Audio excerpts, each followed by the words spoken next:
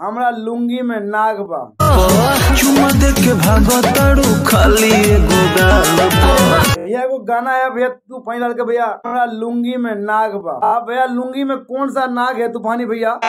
जादो जी रउआ लुंगी में नाग। बताइए आप सब भैया गाना में भैया कैसा ऐसा वर्ड का यूज क्यों किया गया भैया जो गाना में ऐसा बात कही गई है?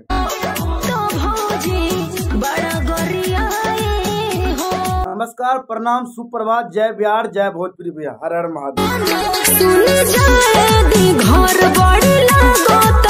ना जादव जी तोरा लुंगी में नाग बा, ये गाना आया है भैया, सिंगर है भैया तूफानी लाल यादव जी, और ना यादव जी तोरा लुंगी में नाग बा। अब ये गाना का भैया क्या मतलब निकाल सकते हैं भैया?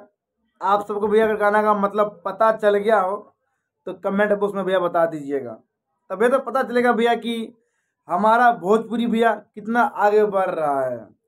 हमारा भोजपुरी भैया चोली आगरा और भैया लुंगी में नागबा, यही सब चल रहा है।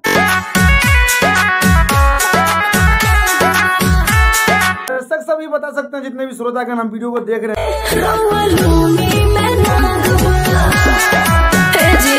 हम अच्छा बात लाइए, अच्छा गाना लाइए तूफानी लाल जी। हम अब गाने का विरोध नहीं कर रहे हैं, आप लाएं, चलिए छोड़िए, अगला गाना लाइए, जब भी लाइए अगला गाना तो अच्छा लाइए जिसमें हाँ सबको लगे कि भैया हाँ भैया तूफानी लाल यादव जी ने कुछ जबरदस्त बात कही है, गाने में कुछ जबरदस्त लाइन कही है। नहीं दागबा हो कुछो नहीं दागबा।